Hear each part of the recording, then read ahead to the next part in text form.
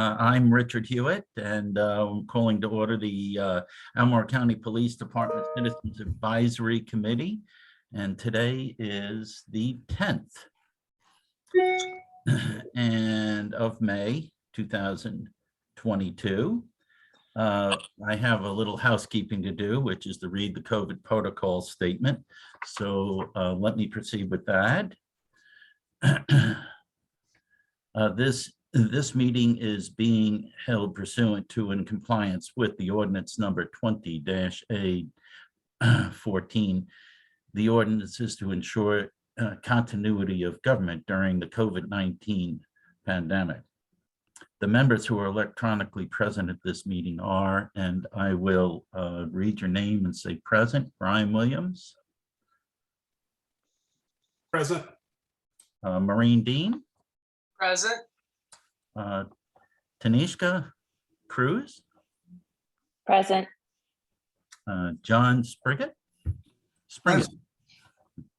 And of course, Richard Hewitt.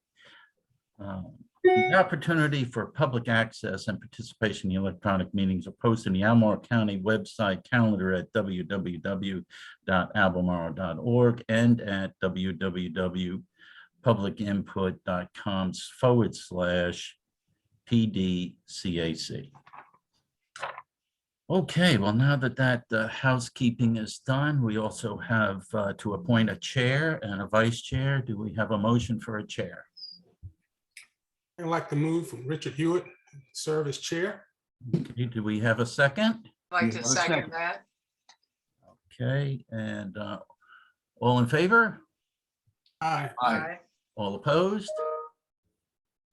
Seeing none, we need to move on to vice chair. I would like to appoint Maureen Dean as a motion to be vice chair. Do we have a second? Second. All in favor? Aye. Aye. All opposed? Aye. All right, well, that is now completed. And so now we will move on to welcoming. And this is sort of a very unique meeting in that we have Diantha McNeil here. Diantha has been doing this forever, and she has graciously stepped aside. And so B is our new liaison from the Albemarle County Board of Supervisors. But I personally would like to say all the years that you have contributed to this committee has been remarkable and deeply appreciated by the citizens, our neighbors, and particularly me. So I wanted to thank you so much. And can you tell us a little bit about yourself before you before we wind up this being the last meeting for a while for you? And well, I just want to say I'm as old as forever, so thank you very much, Richard. I'm fine. I'm delighted that B can take over. It's a great opportunity for B, and it's a wonderful committee to be a part of. Well, that's nice of you to say. And for the members that are new, all I can tell you is that you've been absolutely fabulous for years. So thank you for your help and the contributions to our community. Our community deeply appreciates it. All right, moving on. We have our newcomer, our new liaison, B. Kirtley, who has volunteered to be the new Albemarle County Board of Supervisors liaison for this committee. B, could you tell us a little bit about yourself and where you're from originally, and just a couple of minutes? Okay, well, I was born in Portsmouth, Virginia, my military family, so we lived all over the world, but spent the most of my life in California, Southern California, Los Angeles County. My late husband was on the Sheriff's Department, which is the largest Sheriff's Department or police department in the world. And I was the president of an organization called Contract Cities, where cities actually contracted with the sheriffs and police departments for services.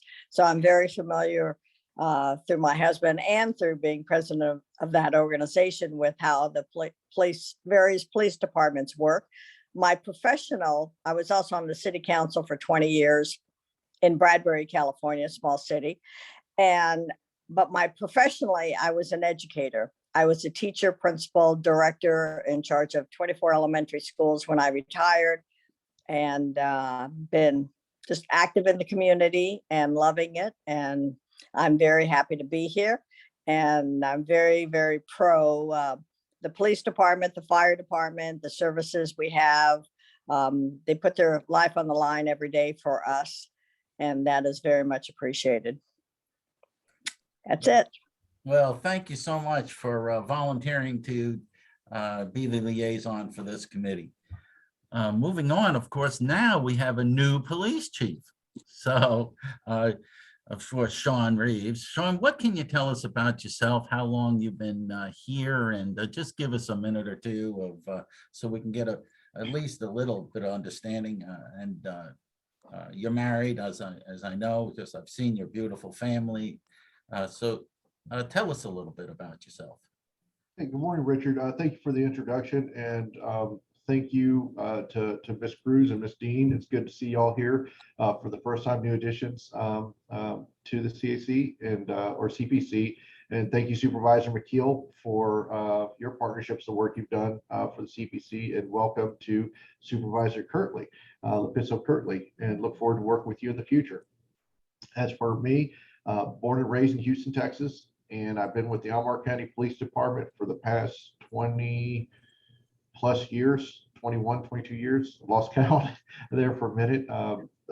Joined the Albemarle County Police Department back in 2001 after getting out of the United States Army as a military police officer.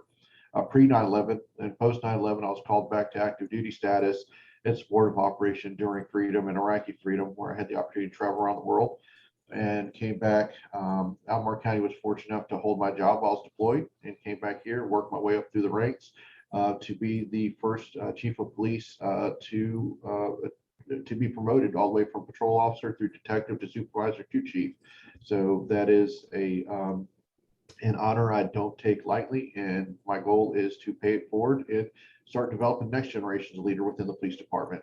So that way we can have that internal talent to keep that momentum going, that we can have future chiefs come within the ranks. I think that was under 2 minutes, Richard. You spoke pretty fast there, but of course, it's fabulous having you here and being such a long-term member of our community. Hiring from within was absolutely the right choice for the county. Maureen is a newcomer, Maureen Dean, who I know personally for many years. But Maureen, what can you tell us about yourself? Well, I'm a fourth generation native of Charlottesville. I graduated from the University of Virginia in one of the first classes to have women in the college. I run a family business with my brother that my father started in 1946. And I am soon to be my business is located in the county, and I'm excited to soon become a resident of the county of Albemarle. Yeah, I'm very excited about that. I've quite frankly always lived in the city, but I'm excited about my move here in the next 60 days. And I'm thrilled to be a part of this group. I've been very active in downtown and Charlottesville downtown activities, and served on a couple of different boards and things. And I'm really excited to get involved with this group. Well, thank you very much for that, Maureen, and welcome aboard. Tanishka Cruz and help me pronounce the first name, your first name on this, make sure that we get it right. But Tanishka Cruz is new to the committee, and she's been in Charlottesville for a while, I imagine. But what can you tell us about yourself, Tanisha? Hi. Yep. So good morning. So it's Tanishka. Tanishka. Got it. Tanishka. So it's Tanishka. So if you break it, Tanishka. So sorry, it's a tough one. My parents just got super creative, is what I like to tell people. No problem. Welcome aboard. So I am an immigration attorney here in town. I started my career off at the Legal Aid Justice Center. I am a transplant from Philadelphia and then originally from Hackensack, New Jersey. So I started off at Legal Aid Justice Center working in their immigrant advocacy program, dedicated most of the work that I was doing to representing youth that were, interacting with the immigration system and other immigrants in the community. Seeing a need because there aren't very many immigration attorneys in the Central Virginia area. A few years ago, I set up a small immigration practice, and we represent people in the, in the Central Virginia area for the most part. So. Well, welcome to the committee, and I'm sure you'll be a very valuable member, and I appreciate, as well as the community appreciates your volunteering your time. Well, John has been with the committee for a long time, like myself. John Springett, what can you tell us about yourself, John? Well, I guess I have a sordid career in a lot of different ways. I spent 30 years with the Department of Defense in a number of jobs, including Deputy Assistant Secretary for the systems business, and then a director of a defense agency for my last 5 years. And Sean, we were paying you, the Defense Finance and Accounting Service, while you were doing such great work in the service. When I retired, I went to work for Arthur Andersen for about 9 years before it exploded with the Enron scandal. And I decided to move to Charlottesville, and I've been here about 26 years. And had a lot of involvement with the department, everything from being a sworn auxiliary police officer as a sergeant here, and been on the committee for, as Richard said, for a number of years, and look forward to serving again. It's a good group, and this department has come a long way. Well, thank you for your past service and your future service. And again, it's great to see you, John. Brian is a member of the committee now. Brian also is over at the university. Brian, what can you tell us about yourself? Well, good morning, everyone. Glad to see each of you. Hope all is well. I teach at the University of Virginia in the Batten School of Leadership and Public Policy. I've been in the Albemarle County, Charlottesville area for the past almost 4.5 years. I used to teach at the University of Georgia, Vanderbilt University, and Florida State University before coming here. My area of research focuses in on police community relations. So it's great to continue to kind of work in that particular space, to appreciate the service that's rendered by officers, but also those in communities who seek to kind of form a much stronger relationship with those police officers. I love serving on this particular board or advisory council, but also serve on the Charlottesville Police Foundation board, as well as I used to serve on the Athens-Clarke County Police Foundation board as well before coming here. So that's a little bit about me.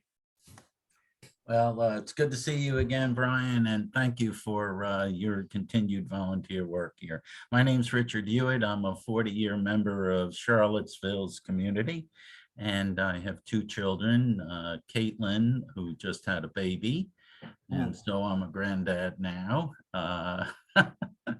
And Caitlin lives 15 miles up the road at the foot of the mountain. She's an equestrian and has a horse farm there with her husband Jackson. And my son lives in Northern Virginia. He's a graduate of RISD, and he is involved in 3D modeling and artwork and so on and so forth, done work for Disney, etc. So my wife, Cindy, is a native to this area. Been here, she moved here, I guess, when she was about 8 years old. So I personally, as far as my career, as I'm involved in real estate in the Commonwealth. So that's about it for us on that matter. And so we need to approve the minutes for December 14th meeting. Do we have a motion to approve? So moved. Do we have a second? Second. All righty. And then matters before the public. So Chief, there's a couple of things going on that I wanted to mention. First of all, there's the Albemarle County Awards, Police Department's Awards Family Picnic and Awards Ceremony. And that's happening on May 14th at about 3 to 7. And so members are certainly invited to come. And then also, Chief, could you mention a little bit about, of course, now we have actually some cameras out there, and also how your staffing situation is moving along. So first with the picnic, if you don't mind mentioning something about that. Yes, sir. So to prime that just a little bit, this week is actually National Police Week 2022. And National Police Week was originated in 1962 when President John F. Kennedy identified May 15th as Peace Officers Memorial Day and the week of May 15th as Police Week. So during this week, you'll see our officers wearing the black mourning bands, shrouding their badges to honor and recognize those who lost their lives in the line of duty. So some quick statistics this year so far. 102 law enforcement officers across the country have lost their lives in line of duty, with 4 of those officers having been killed in line of duty here in the Commonwealth of Virginia this year, with a 5th campus officer that was killed during the Bridgewater double homicide. So typically in the springtime, we have our police foundation. Sometimes it's in February. But this year, what we decided to do with the police department is cap off Police Week with our foundation awards and ceremony to recognize the great work that our officers are doing, while also remember those who have come before us and sacrificed themselves. So instead of doing it at Farmington or Boar's Head, what we've done is made it a more family style event where it's a casual event. Where families can come and see their loved ones get awards and the recognition for the great work. Where the Officer of the Year, Detective of the Year, Civilian of the Year, as well as Life Saving Award and some of the other professionalism award. The Banquet Picnic is hosted by the Police Foundation. In fact, this week the foundation is coming in every day of the week, providing some sort of lunch or breakfast or meal for our officers, show their appreciation. If you come by the police department, you'll see big signs in the back of the police department thanking the officers for the work that they do. So that's where we are at with the foundation, and that's a nice segue into where we're at with our staffing levels. Right now, our staffing levels are approximately 20% down from where we're at, should be, as far as maximum capacity is concerned. And we're working with the county executive's office right now to identify ways that we can be more competitive in the market, and to hopefully attract not just new recruits, but also stabilize as far as veteran officers. We are seeing we are top heavy when it comes to people who are eligible to retire, and that's what we've been seeing in the past several years. We pulled the data over the past 5 years where we are averaging a net negative. We're not bringing enough people faster than people are retiring and leaving. So we're trying to stabilize right now. We have some studies going on internally and working with county executive officer, human resources, to address those concerns, as well as do an assessment on what our benefits are and be more competitive in our market to help our recruiters like Dana in the room and help them do their job when they go out to job fairs and be more competitive, not just across the Commonwealth, but just within our geographic region too.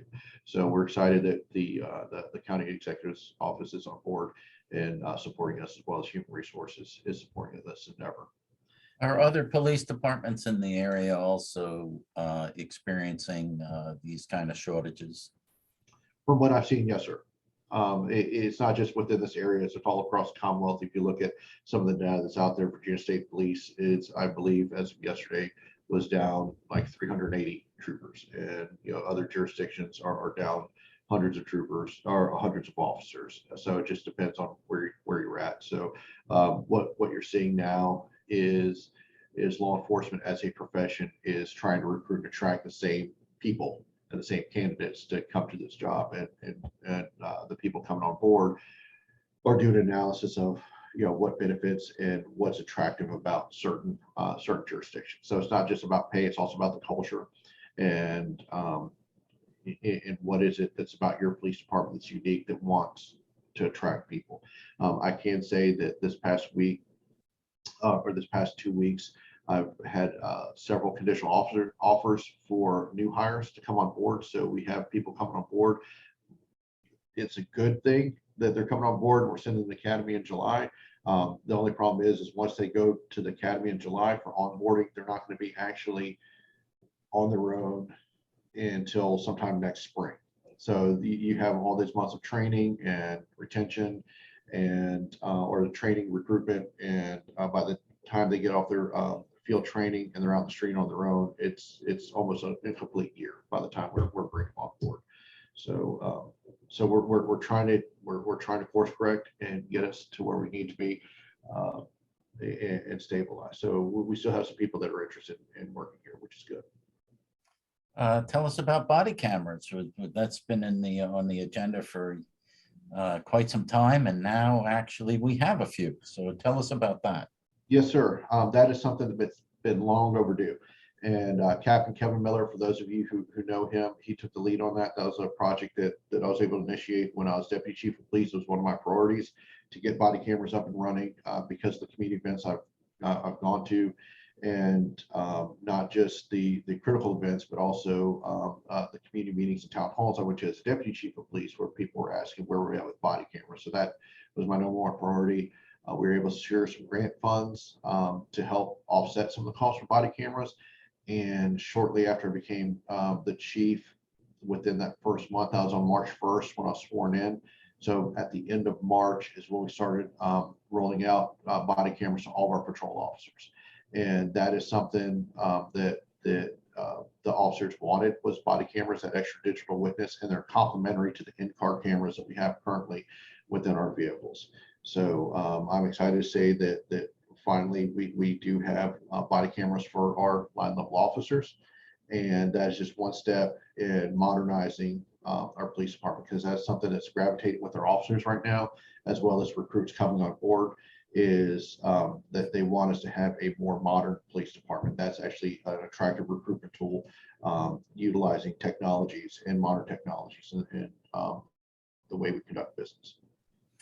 So if a citizen would like to give you an accolade, saying a good job, or a suggestion, or a complaint about how they might have not been treated the way they would like to be treated, what's the best way for a citizen to communicate with you and or the department, to walk us through that a little bit? There's a couple different ways. In fact, before coming to chief, there was several ways that people could communicate, and it became a little convoluted. So what we've done is we've streamlined some of the email addresses that are out there. So we have an askacpd.org. Is that correct, Dana? It's askacpd.org. And so if somebody wants to write an email, they can do that, or they can call in to the main number at the front desk, which is 434-296-5807. And they can either ask to speak with internal affairs or myself, or any of the commanders or the patrol commanders, if they want to file a complaint or get contact with an officer. So we streamlined it to half a dozen ways to communicate, to 2 ways to help fill those gaps. And do you actually see these complaints that may or may not come in from the community? Yes, sir. They'll be forwarded to our Office of Professional Standards and our Professional Standards Division, and they'll be signed out for follow-up, and I'll get briefed on the complaints. Well, that sounds good to me. Let's go around the panel. John, do you have any questions for the chief at this point?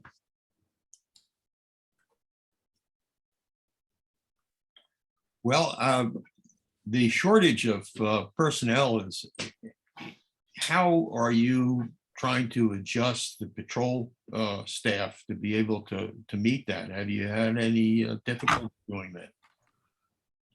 There have been some difficulties when it comes to leave and then when it comes to managing training and having to be very selective on training opportunities that we're sending people to.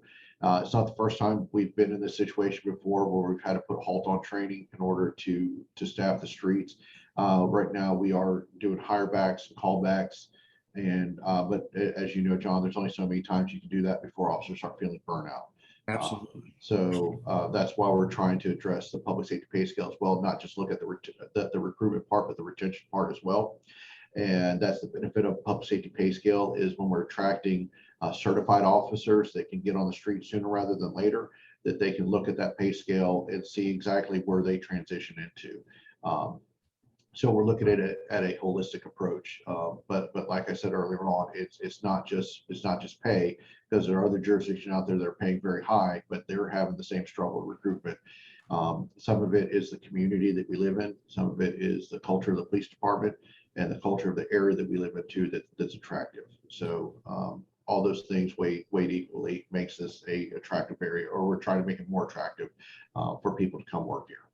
Well, if you can think of any way that we can help you, just please let us know.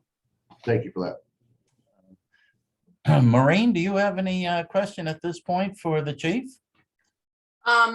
Is your retention really high of officers, or are you having any problems with them getting hired away from you? We are having some issues with officers getting hired away when other jurisdictions, I look at it almost like a gas station pricing war, when they start saying for a certified officer, we'll give you $15,000 plus, a $12,000 pay raise, and you're within the same geographical area. And then, we can't compete with that. And having these honest conversations with our staff and with our officers about managing community expectations too. You can't set the salary so high for officers where people become resentful or become of why are cops making that much money. And so you have to be careful that you're not overshooting the market. But right now, within this geographic region, we are the lowest paid, but we also have the most officers, and that's an issue that we're exploring. And this is something that's been several years in the making that we're just now really shining a light on and trying to address it. But yes, to your point, we are losing to other jurisdiction. We are losing 3 to the FBI. That is, some people get excited that it's like, oh wow, that's complimentary that the FBI is using Albemarle County to recruit people, that you have the caliber of officers. Yes and no. Yes, it's nice that they're able to get to go on to the federal system, but no, because it hurts, because those are bodies that we're gonna have to fill somehow. So did that answer your question? It did. Diantha, do you have anything for the chief at this point? I don't have any questions, Sean. Thank you very much. Certainly, we're all struggling with hiring people in this country. And I appreciate your struggle. It seems to be the baby boomers are retiring. It's a perfect storm of lots of problems coming together, and we just have to figure out how to help and to solve and support. But certainly in the county, we're struggling in almost all of our departments with hiring folks. And the police and fire and rescue are critical to public safety, and we need to figure this out. So thank you very much. Just a comment. And I appreciate, and you hit it on the head. When people ask what they can do right now, it's support.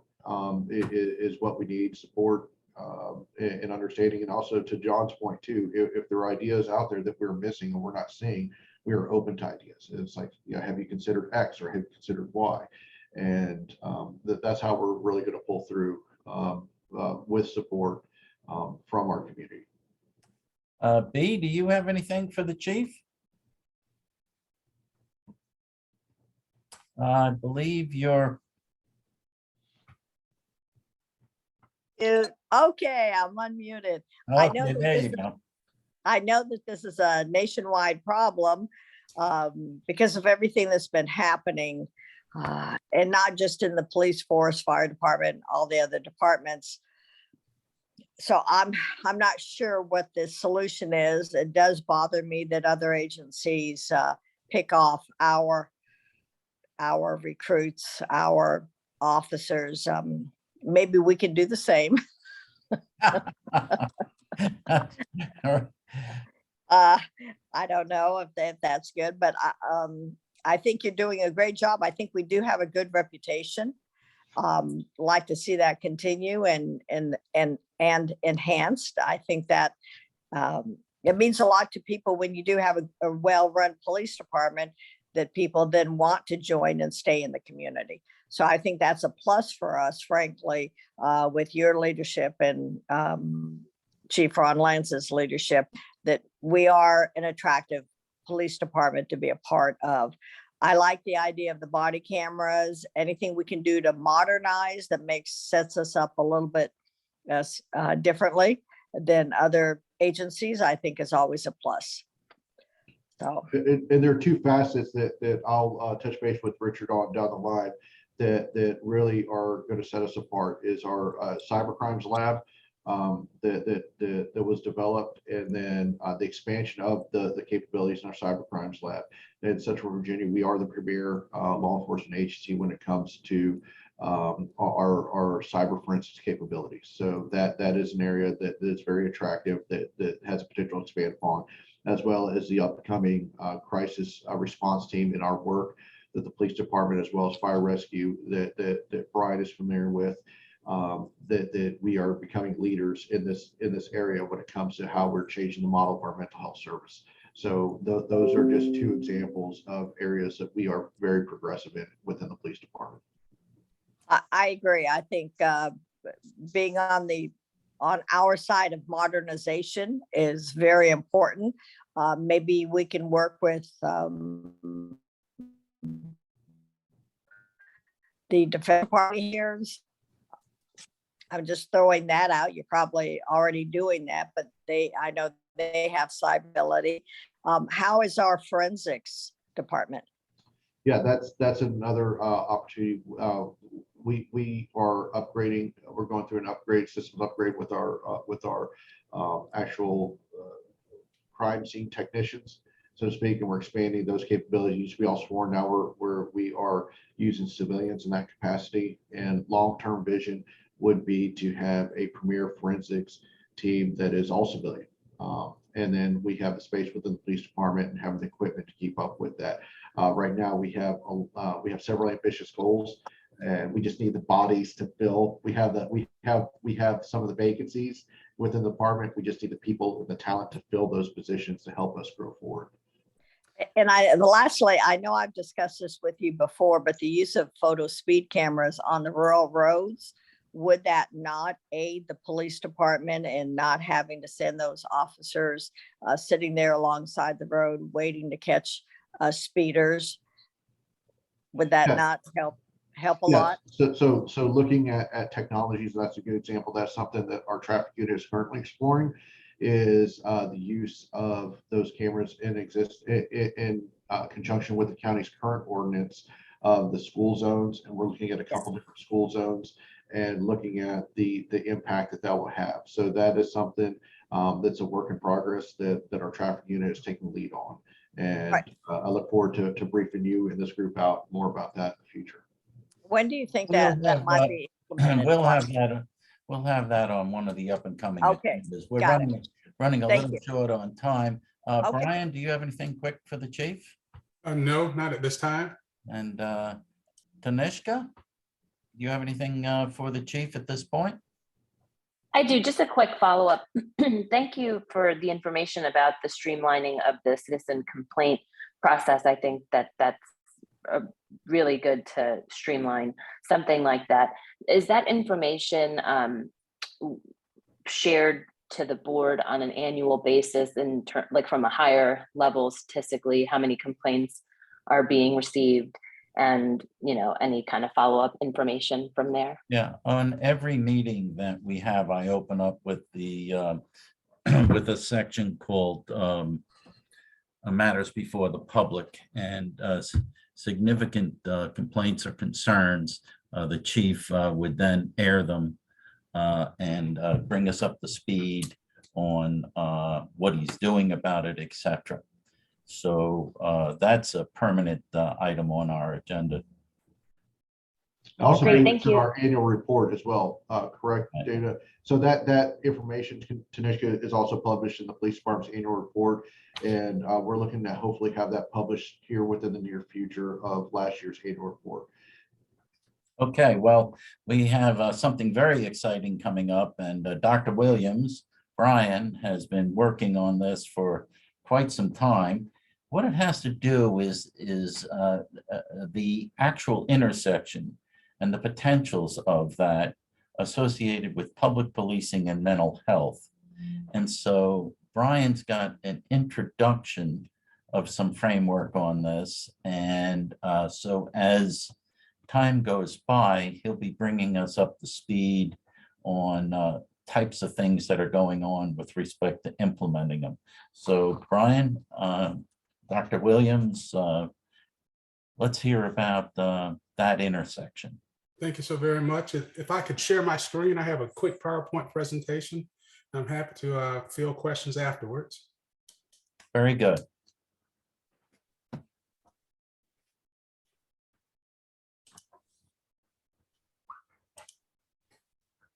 Well, as we kind of talked a little bit about, of course, we're experiencing a mental health crisis in America, and we can kind of see that evident in quite a few different ways. And of course, it impacts first responders, in particular, policing. So what I want to share with you is a public awareness campaign where we're trying to leverage where we are right now in order to kind of take advantage of this opportunity to be creative in trying to come up with a solution that really benefits all.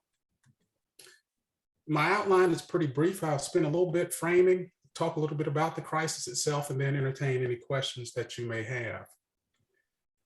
To frame, I think, is always important to kind of look at who I am in conjunction with my lab. I consider myself to be a lifelong learner. I do a lot of community engaged kind of research, so I try to spend time within communities to understand what does it mean to be a community resident. But also, because I do a lot of work with relational policing, I spend a lot of time within law enforcement agencies trying to get a sense of what does it mean to be in law enforcement. I've been fortunate to been selected and invited to participate in the FBI Citizens Academy, which I've been doing for the past rough month or so. So I go back up to Richmond today.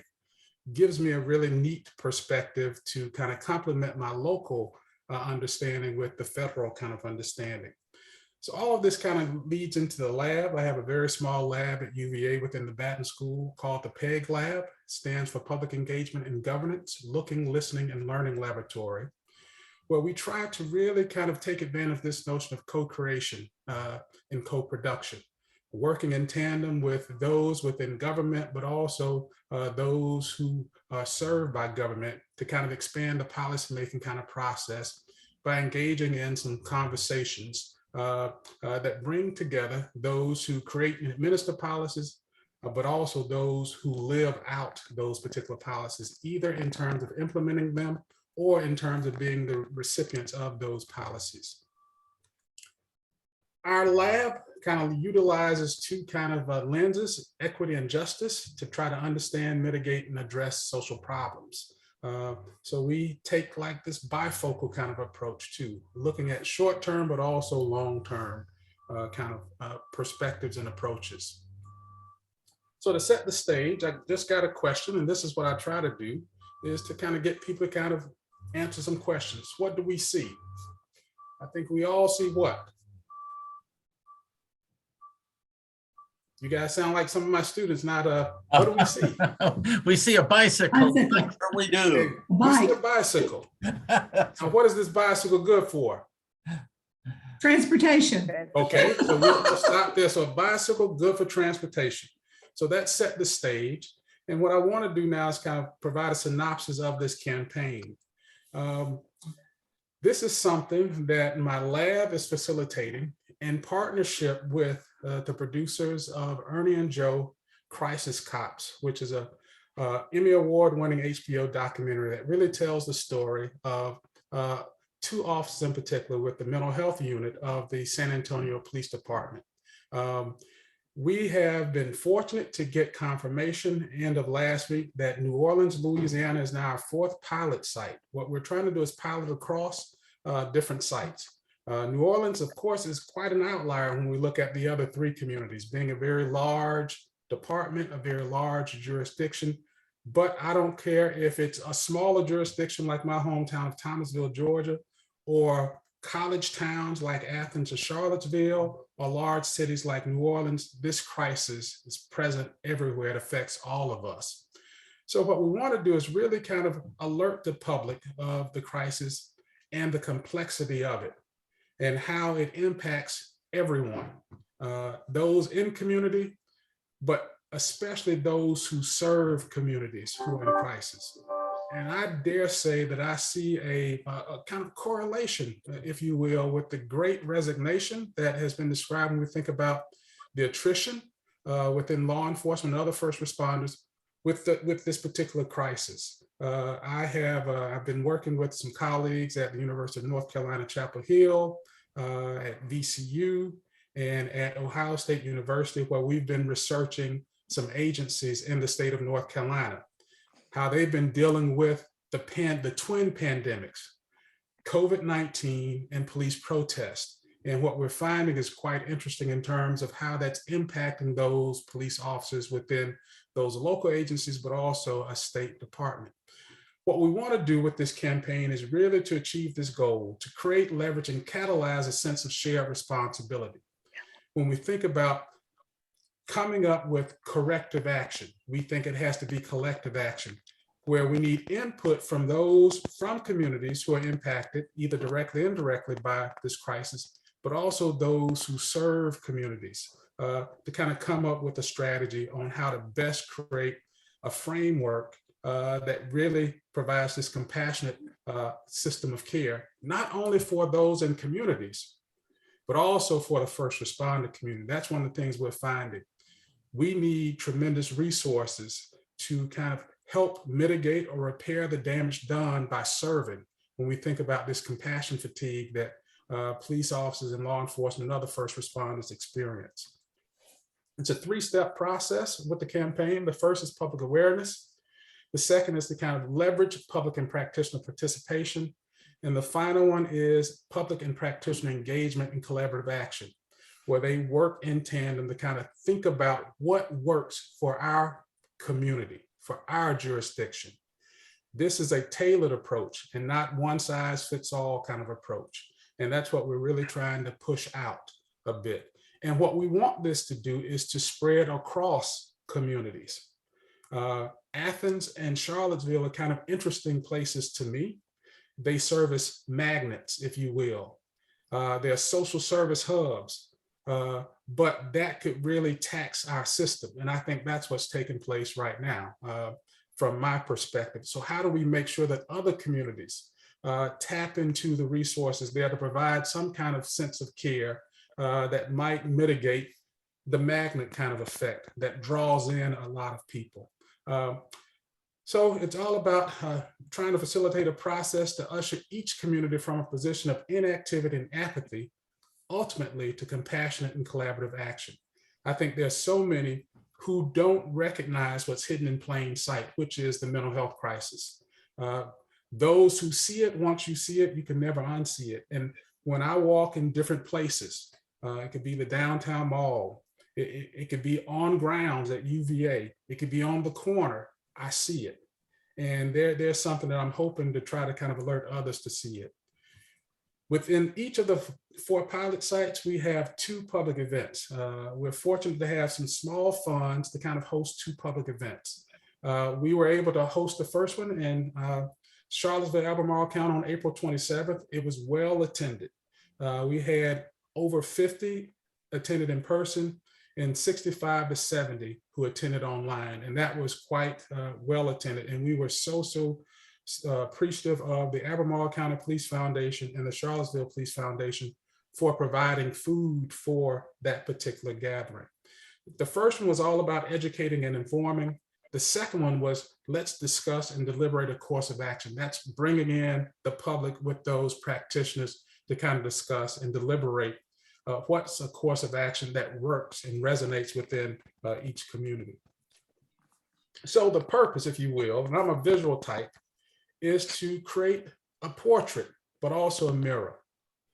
And what we've been able to do is tap into subject matter experts who provide this portrait. They share with us the data. This is how it looks nationally. This is how it looks within the state. This is how it looks within the region.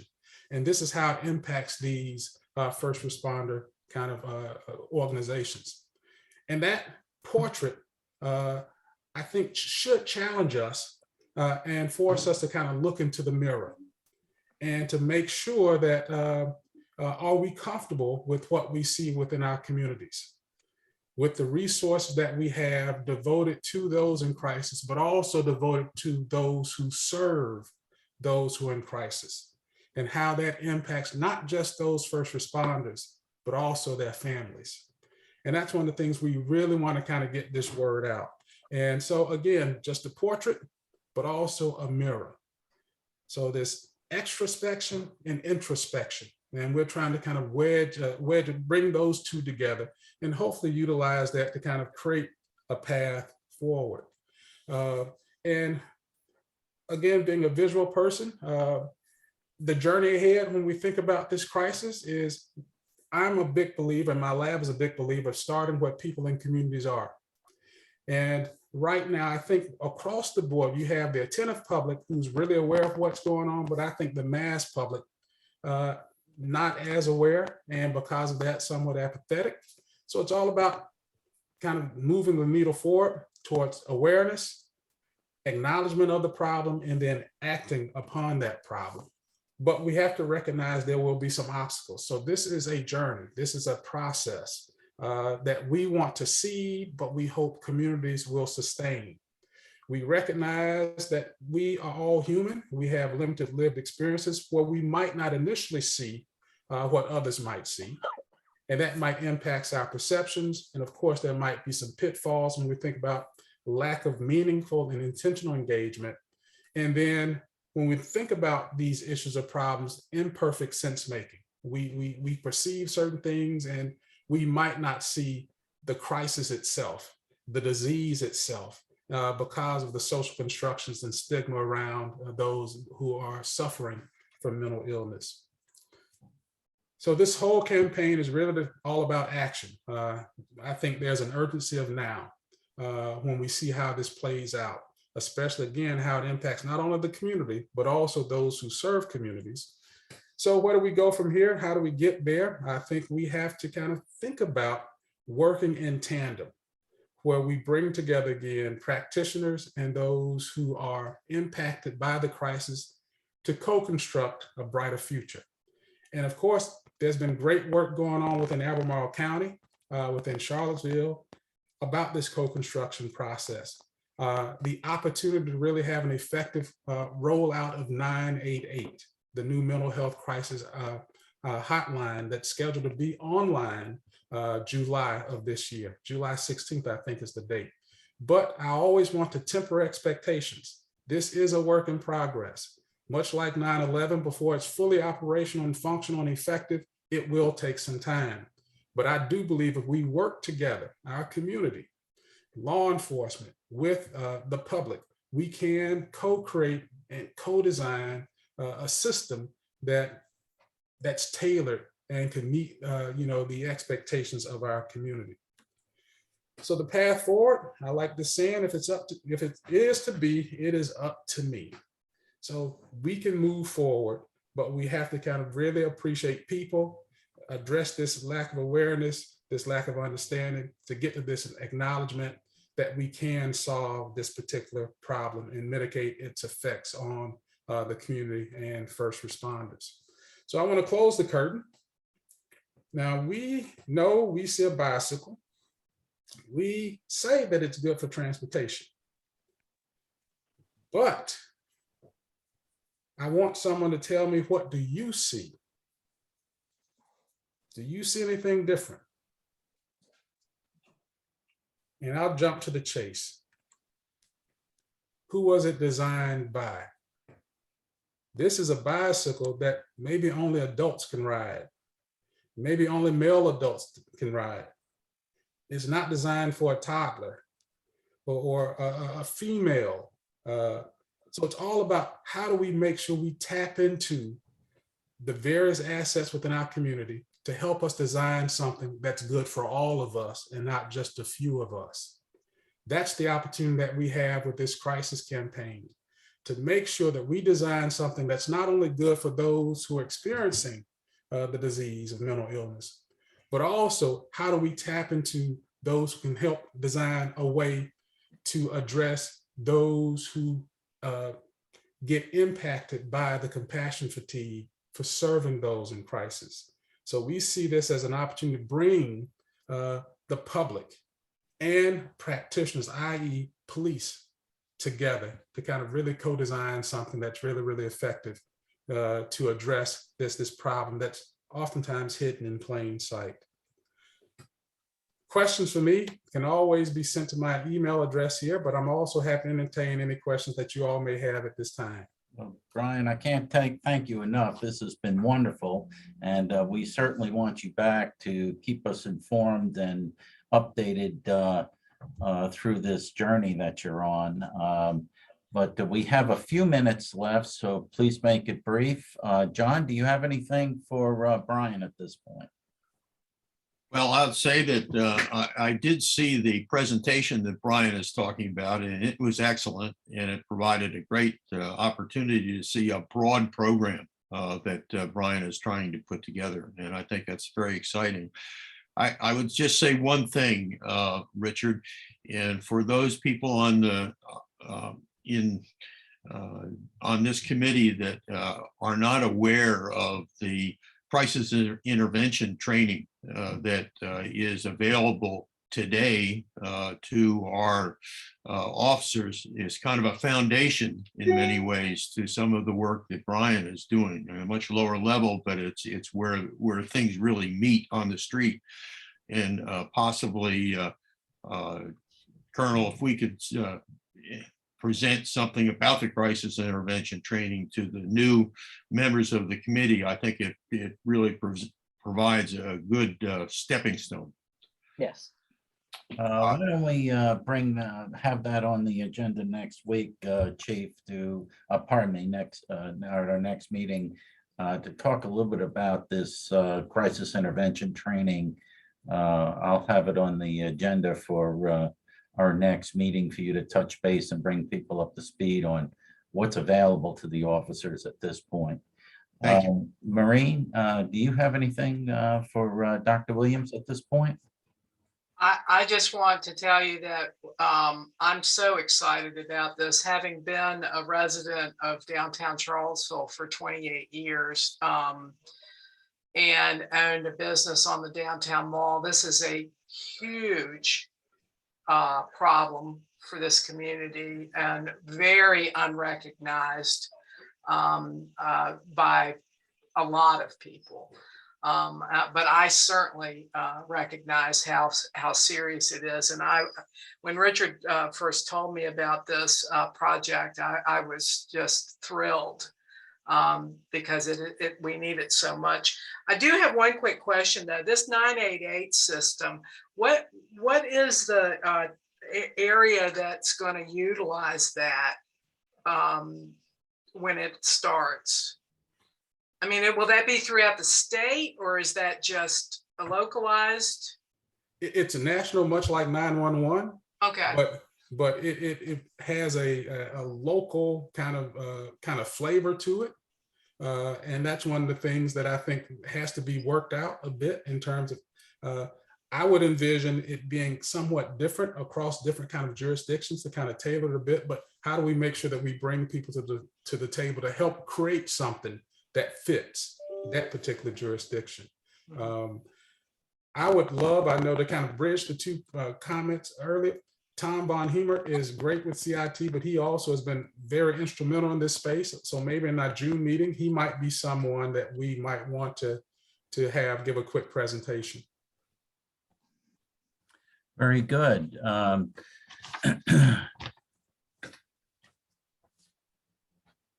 Tanishka, do you have anything for Dr. Williams at this point? I'll make it really, really quick. So thank you so much for the presentation, Dr. Williams. And I hear you speaking about compassion fatigue, and, you know, in what I do day in, day out, we talk a lot about that, but is it also addressing burnout? Yes, yes. Trying to make sure that there are the resources there. And that's something where when we think about the attrition rate, I think in what Chief said earlier, having resources, I think, really matter. Not just pay, but something that recognizes what's going on. But how do we get the word out that an ounce of prevention is worth a pound of cure? And if we have those resources in place, I think things will, you know, it's not going to turn on a dime, but I think things will improve over, you know, eventually, and really address some of these issues. B, do you have anything for from Mr. Williams here? No, thank you, Mr. Williams, and I really look forward to hearing more and learning more. Thank you. Very good. Diantha. Thank you very much, Richard. And I really appreciate, Brian, the information. I have a quick question. I think I'm still a little fuzzy on the connection locally. So this is a national hotline, and I think in some ways it's being advertised, not by you specifically, as a suicide prevention line, which I think needs some clarity because it's also a crisis intervention line. I'm just from what I'm gathering from my listening, not to your presentation, but to information in the public. And I just am trying to figure out the connection. So if someone uses this line locally, Sean, is it going to go to our ECC folks to answer? I'm a little confused about all that. And maybe it's just me. I'm sorry. I couldn't hardly hear you. There's someone doing some lawn service outside, and there was a blower. So yeah, so Brian, what she's asking is the mechanics associated with the 988 number and the emergency communications. Are they the ones that are going to be on the front lines with when you dial the number? Does it go to the emergency system, or does it go to somewhere else that is another whole structure? I am not really up to speed on the mechanics of it. It is my understanding that dispatch will be like the first receivers of it, but I think it's so important to make sure that the community is aware of what someone in crisis looks like, sounds like, because that's one of my concerns that I have, that we're accustomed to 911, and we made direct calls for someone in crisis to 911 instead of 988. So that's a part of the reason for the public awareness campaign, to how do we educate and inform the public? I would love to see a lot of CIT training devoted to community neighborhoods too. So they are aware of, okay, this is what someone in crisis, this is an example of where I need to call 988 versus where I need to call 911. But those are the types of things I'm hoping that we can get traction around here within the county of Albemarle. I know that in Virginia Beach, they've had some successes with this because I recently had conversations with the director there. I'm involved in real estate issues with the city of Virginia Beach, and so had an opportunity to talk with her and the processes that they're using there. So they're actually going through the 911 and filtering it thereafter. So next meeting we have, maybe we'll have made some progress with respect to the mechanics, because I think the mechanics of it is what people are most curious about, particularly those like myself in this committee that support these mental health issues and the intersection between the public policing and mental health. So having said all of that, we are out of time. Where our next meeting is actually going to be July 12th, because it's every other month that this committee meets, and that'll be posted to you at that time. Do we have a motion to adjourn? So moved. Do we have a second? Second. I'd like to thank everybody for donating their time, and Dr. Williams, fabulous job. Would like to hear from you again on this topic next time. And also, Chief, we would like to see something associated with the mental health training that might be available that John was talking about. So Yes, those sir. two items will be on the agenda, and also Tanishka, if there are citizens, significant citizens complaints, those kind of things will be brought up at that meeting as well, and continue to be on the agenda. Things that rise to a level that are a significant issue. All right, then. Thank you to everybody and welcome aboard, and thank you to the newcomers, and we'll see you at the next meeting. Bye-bye. Be well, everyone. Take Bye-bye. care. Bye.